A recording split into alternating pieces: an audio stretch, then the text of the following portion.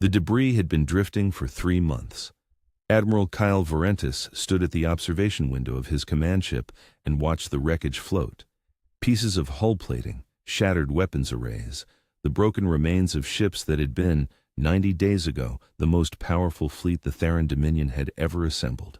Some of the wreckage was his, some had belonged to the humans. 3 wars, 3 defeats. He touched his left shoulder without thinking. The scar tissue had settled now, but his body still remembered. A human railgun round had caught him during the final push at the Cassian corridor. A simple weapon by any galactic standard, a magnetic field, and a dense metal slug moving faster than his shielding system was rated to handle.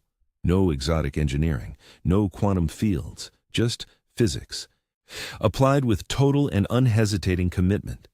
It had gone through his personal defense grid like it wasn't there. That was the thing about humans that the galaxy had never properly understood. They found the simplest path to the result they needed.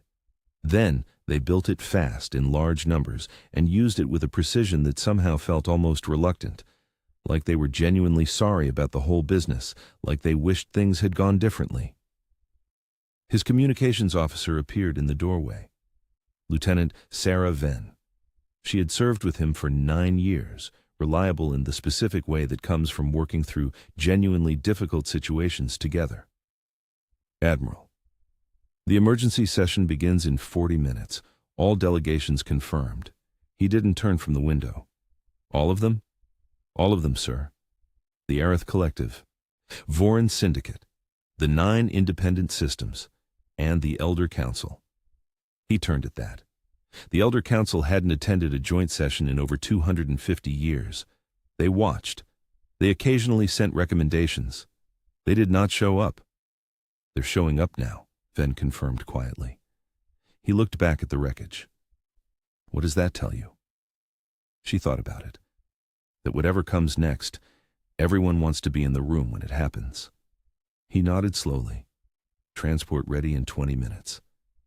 His aide Dax appeared at his shoulder, short, precise, efficient in the way of people who have worked in chaotic environments long enough to become the stillness inside them. He was holding a data pad, as he always was. Intelligence summaries from our Earth contacts, sir. You should review these before the session. Korvath took the pad. Read the first 3 lines, stopped, read them again. Construction projects, he said. Yes, sir. Multiple sites throughout the human solar system, energy signatures consistent with large-scale industrial operations. When our sensor drones moved to investigation range, they found nothing. Empty space. The energy signatures remained on long-range scans. The structures themselves were invisible to every detection system we possess. He scrolled. Energy output from Earth's moon up 400% over 14 months. Human vessels traveling to coordinates corresponding to no charted system. No stars at those coordinates, no planets. Just locations that human ships visited and returned from, giving nothing away about what was at the other end. How current is this data? Live feed, sir. He handed the pad back. There was a memory pushing at him. A human prisoner. 3rd War. She'd been sitting in the medical bay of his flagship, waiting for transport to a prisoner exchange. He had gone to see her personally. He did that sometimes, tried to understand the people his fleet was fighting. She had been injured but stable. She was watching the stars through the viewport when he came in, and when he entered she looked at him with something that wasn't fear and wasn't defiance. Something more patient than either of those things. He had asked her why humans kept winning. She had actually thought about it, like the question deserved honest consideration. Admiral, she had said, you've only ever seen us react. Every single war we were responding, defending, trying to stop something that was already in motion. She looked back at the stars. You've never seen us when we decide to start something. You've never seen us when we're not actively trying to minimize the damage. A pause. I hope that never changes. For everyone's sake. He had taken it as bravado at the time. The thing captured soldiers say to hold their dignity. He had filed it and not thought about it seriously for years. He was thinking about it very seriously now. Transport is ready, sir, Venn said from the doorway. He took one last look at the debris field, his ships and theirs drifting together, indistinguishable at this distance. He turned and walked toward the bay. Neutral Station Orveth had been built 200 years ago at a gravitational midpoint between four systems, belonging formally to none of them. The design was deliberately neutral, in a way that managed to be mildly uncomfortable for everyone equally. Corridors too wide for some species and too narrow for others. Lighting that compromised between wavelength preferences in a way that left everyone seeing colors slightly off. The council chamber was a circle, each delegation in their own calibrated section. Kael Vorentis settled into the Theron position and watched the others arrive. Counselor Thessa Marin of the Orveth Collective entered first. Her bioluminescent patterns moved slowly across her skin in the formal register her species used for high-stakes situations. The Orveth were old. Their civilization had been traveling between stars before most beings in this room had developed agriculture. Marin personally had been in diplomatic service for longer than several present species had possessed written language. Kael had attended hundreds of sessions with her. He had learned to read her patterns over 2 decades of political interaction. She was genuinely afraid, not performing concern. Actually afraid. The pattern said so clearly to anyone who knew how to look. Delegate Ossen of the Voren Syndicate stood motionless in the Syndicate section. The Voren were a distributed intelligence, thousands of organisms sharing one coordinated consciousness, currently focused through one body. Ossen stood perfectly still, processing, the weight of thousands of minds behind one pair of eyes. Commander Drevath of the Theron Dominion took the seat 2 positions from Kael. Drevath had led the first assault wave in the Third War. His fleet had encountered human stealth technology operationally for the first time, ships that existed on no sensor, weapons that left no residual signature, vessels that appeared for an engagement and then vanished so completely that tracking systems returned genuinely empty space where they had been. Drevath caught Kael's eye across the chamber. Neither spoke. The look said everything that needed saying. Elder Counselor Vreth of the Elder Council entered last, ancient in a way that went beyond biology. Their species measured lifespan in millennia, and Vreth had reportedly been in active council service for over 300 years. The fact that they were here, in a seat rather than watching remotely, added a specific kind of weight to the room. Counselor Marin called order. "We are gathered," she said, or her bioluminescent patterns shifting to formal blue, because 3 of this chamber's most significant military powers have conducted operations against Earth. 3 separate operations over 50 years. All 3 failed, each failure more comprehensive than the last. She paused. "I want to begin with one question. Does anyone here still believe our original assessments of human capability were accurate?" The silence lasted long enough to be its own answer. "I see," Marin said. Delegate Ossen spoke. "The Voren Syndicate wishes to present its accumulated analysis, the central display filled with data, energy signatures, spatial readings, archived sensor logs spanning decades. We have identified 49 separate incidents in the last 30 years where human technology produced measurable effects our models classify as theoretically impossible. Every incident was recorded. Every one was dismissed." "How dismissed?" asked Elder Vreth. Their voice was very calm, the calm of someone who had already formed a conclusion. "Because the data required accepting that human development significantly exceeded our projections," Ossen said. "The models were more comfortable than the truth. We adjusted what was easier to adjust." Kael stood. Something in him had decided, on the transport over, that not saying this was no longer a defensible position. "I want to raise something sitting in our intelligence archives for over a decade," he said. 11 years ago, Theron long-range sensors detected energy readings from a system classified as dead for millions of years. The star showed thermal activity consistent with a young, healthy stellar body. We dispatched a reconnaissance wing.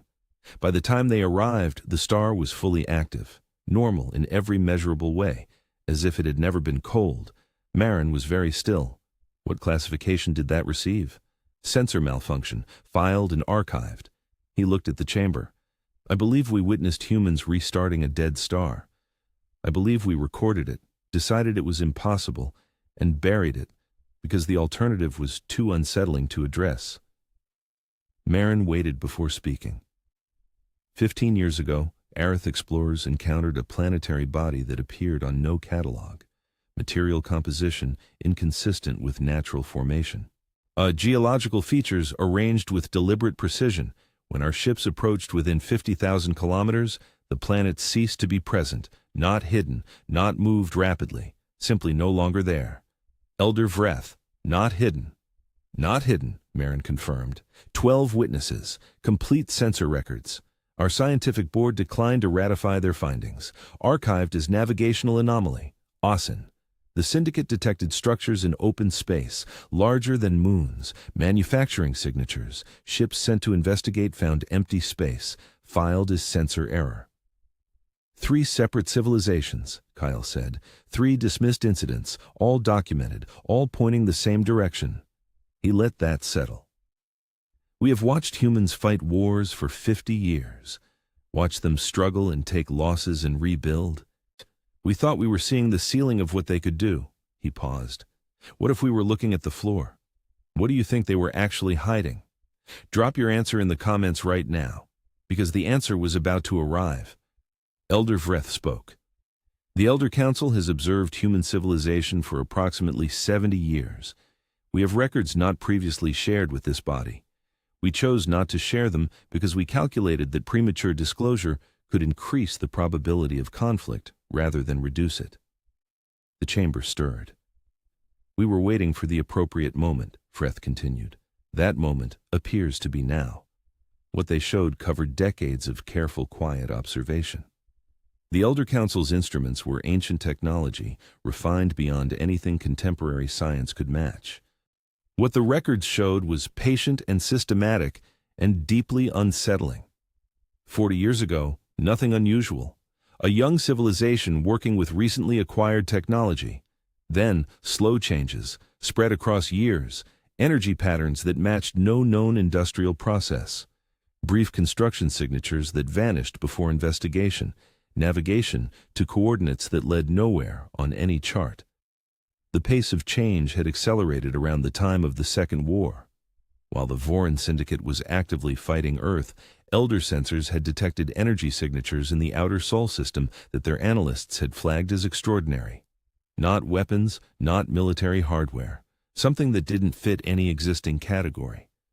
By the Third War, dozens of these signatures throughout human space, present during every engagement, are tracked by Elder instruments throughout every battle, never deployed. They were holding back, Drevath said quietly. We cannot confirm intent, Vreth said carefully. We know capabilities existed that were not used. We do not know why. Marin's bioluminescence had shifted entirely to deep amber. How long? How long have they had this? The earliest signatures we can definitively identify, Vreth said, date to approximately 46 years ago. Before the First War, Kael said. Yes, the chamber was very still. They fought 3 wars, Drevath said slowly. While possessing this, he looked at Kael. Why? Nobody had an answer. The session ran 5 more hours. Intelligence shared across delegations for the first time. Data individual governments had been keeping from each other. Now on the table, because competitive information management had passed its useful limit. The picture was fragmented but pointed from multiple independent directions toward one conclusion. Whatever humans actually had, the galaxy had not seen it yet. Kael's communicator activated. Then, urgent. He stepped into the corridor. Sir, every receiver on the station just activated simultaneously. Every screen, every speaker, every communications terminal. The signal isn't coming through any relay system. We can't trace the origin point. It's simply arriving everywhere at once. He was back inside the chamber in 40 seconds. Every screen was already showing it when he returned. A woman in a chair. Plain background, United Earth insignia on her collar. She was older in the way that difficult decisions over long periods of time ages people. Not infirm, something more specific. She was looking directly into the camera with complete steadiness. My name is President Lena Vasari of United Earth. You have attacked my people 3 times in 50 years. Each time we defended ourselves. Each time we won. Each time We tried to make sure those who survived went home as intact as we could manage. Behind her voice, images appeared on screens across the galaxy simultaneously. Human cities before and after orbital bombardment, families in shelters built under the ruins of permanent structures, children who had grown up knowing nothing but the sound of distant weapons, soldiers in positions that tactical analysis would have rated as indefensible, holding them anyway. "You have seen us at our most careful," Vasari continued. "You have seen us when we were not trying to win quickly. We were trying to survive without causing damage we couldn't take back. You interpreted that carefulness as limitation. You looked at our willingness to absorb losses rather than escalate and concluded we couldn't escalate." She paused. "I understand that logic. I want you to understand that it was wrong. The images changed, structures no galactic sensor had previously detected, weapons platforms that had apparently been present throughout 3 wars, present and invisible, now simply visible and powered. Then a star map, one system highlighted, marked as dead on every chart, cold and lifeless for geological ages. In 72 hours, Vasari said, we invite observers from any species to these coordinates. Arrive with no active weapons, maintain 10 light hours from the designated zone. You will observe a demonstration, not our weapons, our tools.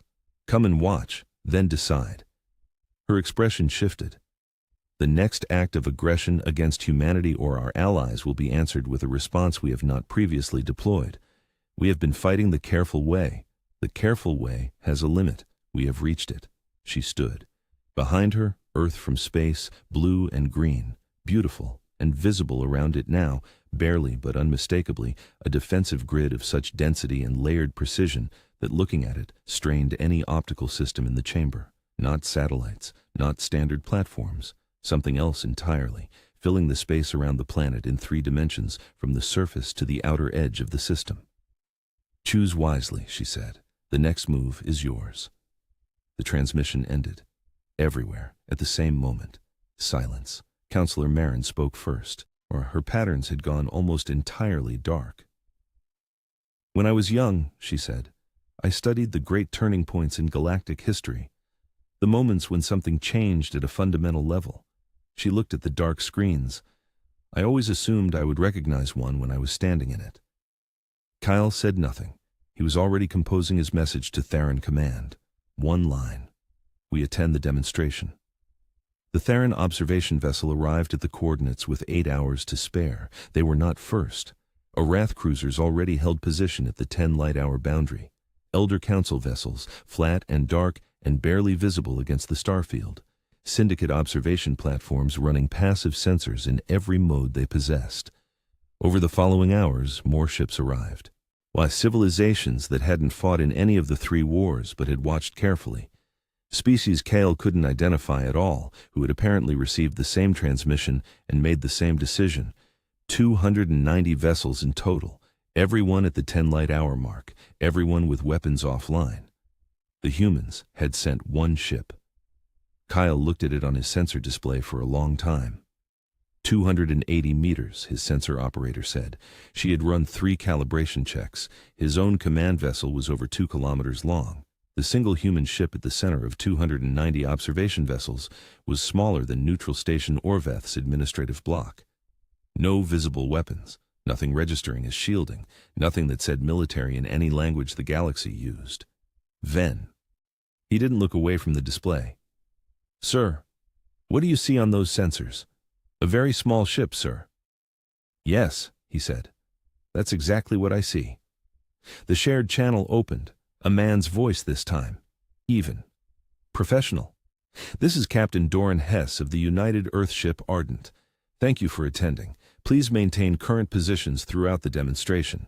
10 light hours is a minimum recommendation. Any vessel wishing to increase that distance is welcome to do so. Counselor Marin immediately. Captain Hess. The Aerith Collective has monitored this system for 25 years. We are familiar with its contents. A cold Type K star, 6 uninhabited rocky planets, 1 gas giant, and an ancient debris field. She paused. What do you intend to demonstrate with these materials? The captain's voice didn't shift at all. Counselor, I'd recommend watching your long-range sensors for the next few minutes. The demonstration will be easier to understand if you have good baseline data from the start. He closed the channel. On the Theron frequency, Dravath spoke quietly. A ship that size cannot contain what the transmission implied it contains. Kael looked at the display. I've been trying to accurately assess human capability for 20 years, he said. I've decided to watch rather than predict. His sensor operator. Admiral. I'm getting a reading from the dead star. What kind of reading? She checked. Rechecked. Core thermal, sir. The internal temperature is increasing. That's not possible. I know, sir. It's still increasing. Voices started across multiple channels, Austin, characteristically flat. Core temperature of the target star has increased by 1.4% in the last 2 minutes. This is inconsistent with all recorded stellar mechanics. On Arath channels, scientists speaking over each other in ways the translation system couldn't keep pace with. On the independent system channels, simpler reactions. People who had come not knowing exactly what they would see, now not knowing what they were seeing. The dead star was warming. Then the Ardent fired. Kael almost missed it. The projectile appeared on sensors as a single data point, barely readable, moving at a velocity that sent his sensor operator into rapid emergency calibration because the numbers being returned were outside any parameter the system had been built to handle. Not hyperspace, not any form of faster-than-light the galaxy used. Us moving through normal space, at a speed that normal space did not allow. It reached the target star in a time that no drive system in the galaxy could have achieved across that distance. It touched the star's surface, and reality did something. Kael had no better word for it. Not an explosion, not a collapse. The physics around the target star appeared to pause, a moment of impossible potential. Then a settling. Like a vast mechanism clicking into place, the star's surface began to move in ways his sensors recorded faithfully, and his mind struggled to follow, not expanding, not collapsing, folding, in precise geometric patterns that repeated at multiple scales. Space around the star bent. Light from background stars curved in directions no standard gravitational model produced. Marin's patterns flared bright before going dark again. What are they doing to it? Her science officer behind her. They appear to be restructuring it at the quantum level, Counselor, below atomic. They are changing what the star is made of at the most fundamental level we have language for. The effect spread outward from the star. As it reached the first planet, the planet dissolved, not burned, not exploded. His sensors couldn't find a word for it because the sensors had been built to describe states of matter and energy, and this was neither. The mass of an entire planet stopped registering as a coherent physical object, not as debris, not as radiation, as information, pure, structured data. Admiral, his sensor operator said. Her voice was very controlled. The planet has ceased to exist in any physical state I can identify. The mass has not scattered. It has not converted to radiation. It has simply stopped registering on any mode. Kael looked at the Ardent, ran a scan. The ship's internal readings had shifted slightly, as if a small amount of additional data had been added to its systems. They're storing it, he said quietly. Sir? The planet. They're storing it. Captain Hess opened the channel. Standard quantum restructuring sequence. The matter from the target planet has been converted to quantum information and is stored aboard the Ardent. The process is fully reversible. We will demonstrate reconstruction in Phase 2. The second planet dissolved, then the third. Each going into storage inside a ship 280 meters long, the Ardent's internal readings shifting marginally each time, Austin on the shared channel. The Syndicate is attempting to model how the mass of multiple planetary bodies can be stored within a vessel of this size.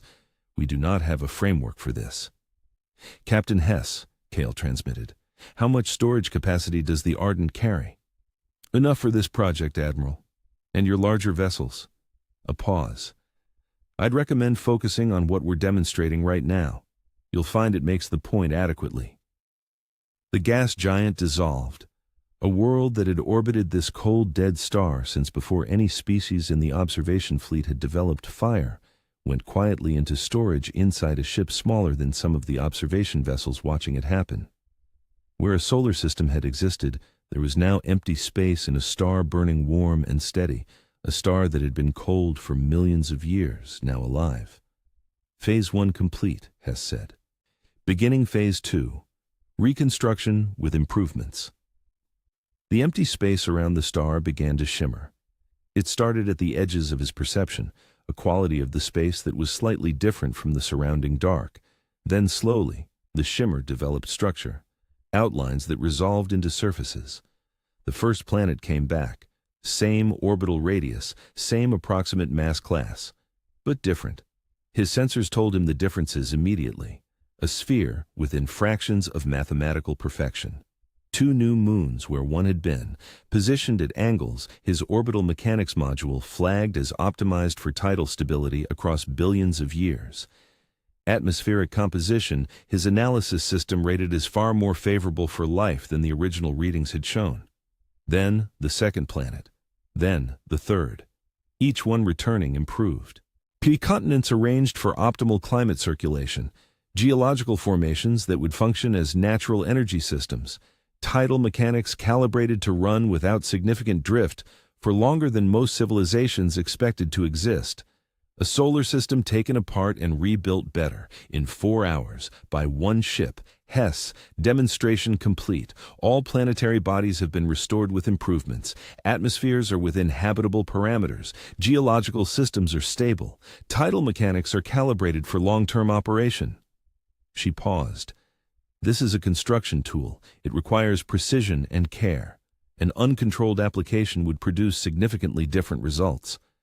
The channel was quiet for a long time. Kael spoke. Captain Hess, you called this a construction tool. What do you use it for in practice? Primarily terraforming. Hess said, when we need a world with specific characteristics, modifying an existing planet is more efficient than waiting for natural development. Also, resource extraction, infrastructure projects, and planetary restoration after environmental damage. Drevath. What kind of environmental damage? Wartime damage, Hess said simply. We've needed to restore several worlds that were left uninhabitable after conflicts, more practical than abandoning them. Marin. How long, Captain? How long have you had this capability? A pause. Counselor Marin, we began developing quantum restructuring tools approximately 44 years ago. The current operational version has been available for roughly 20 years. 20 years, Marin said quietly. The Second War ended 22 years ago, Kael said. The channel was silent. Captain Hess, Drevath transmitted carefully. You fought the Third War with this technology already operational? Yes. With conventional weapons, taking conventional casualties, while this existed? Yes. Why? Hess was quiet for several seconds. Because the galaxy you leave behind when the fighting ends is shaped by how you chose to fight. We didn't want to leave behind the kind of galaxy that would have created. What do you think they still haven't shown anyone? Write your theory in the comments, because what happened over the following months surprised everyone, including people inside the human government. The observation fleet began to withdraw, not with panic. Something quieter and more lasting. 290 vessels from dozens of civilizations, and all of them adjusting something fundamental in the framework they use to understand the universe. Kael watched them go, looked back at the reconstructed solar system, the perfect orbits, the warm star, the worlds rebuilt better than they'd been found. He thought about the prisoner in his medical bay, her patient eyes. You've only ever seen us react? He understood now what she had meant. The humans hadn't been showing restraint out of inability. They had been making a choice, a sustained, deliberate, costly choice to fight carefully, to take losses they didn't have to take, to try again and again to resolve things without showing what they actually held. Why would you let your people die when you didn't have to? He sat with that for a long time. Then he opened a new message. Not a military recommendation, not a strategic assessment, something the Theran Dominion had never formally initiated in its history. A request for peace talks, with no conditions attached. Kael retired 2 months after the demonstration, submitted the paperwork without ceremony. 38 years of service, engagements on 14 fronts, commands that would eventually have their own chapters in military history. He found he had very little interest in those chapters anymore. He took a civilian apartment on Orveth Station, good window. He spent mornings writing and afternoons walking the public corridors which were quietly changing around him. New species, new trade routes opening up, old disputes that had seemed permanent, slowly losing urgency as the businesses of ordinary life asserted themselves over the business of conflict. His door chimed one morning, 3 weeks after his arrival. His former aide Dax entered. He had followed Kael into retirement without explanation. Kael had said nothing about it, but was glad. "Several things this morning, sir. Councillor Marin of the Orveth Collective has formally removed Earth from the Collective's active military threat registry." She made the statement herself. Kael set down his pen. That registry had existed for 35 years. The Collective had never removed a designation once applied. Her exact words, Dax read. "The Collective has reviewed its analytical processes regarding human capability assessment. We identified sustained errors in our modeling that produced conclusions inconsistent with available evidence. The appropriate response to error is correction. Earth is removed from the registry with immediate effect." Kael nodded. "What else?" "The Voren Syndicate has published a full post-mortem of their capability assessment process. Every dismissed incident, every archived reading, every moment where data said one thing and models said another. Ossen presented it to the Open Council personally. The session lasted 3 days. He was quiet for a moment. "That takes something," he said. "Publishing that publicly." "And the Dominion?" "The Fourth War planning scenarios have been officially suspended pending review." "Unofficially, sir. 3 sources tell me they were quietly archived last week. Not suspended. Archived." Kael nodded. Suspended meant revisable. Archived meant finished. And Earth itself? Declined every request for technology sharing, alliance, or military partnership. 0 accepted. But they responded to each one with the same message, which is, "We appreciate the request. We are not currently accepting new relationships of this kind. We remain willing to observe the Orveth Protocols regarding military activity near human space. We wish you well." Kael thought about that. "Not closing the door," he said, "but not opening it either." "No, sir." He looked out the window. The station's commercial plaza was visible from his angle. Expanding. New vendors, new goods, species that had been on opposite sides of military disputes 6 months ago conducting transactions a few meters apart. "There is one more thing," Dax said, and he paused in the specific way that told Kael this one was different. "What?" "A response, sir, from United Earth, to your personal letter." Kael was still.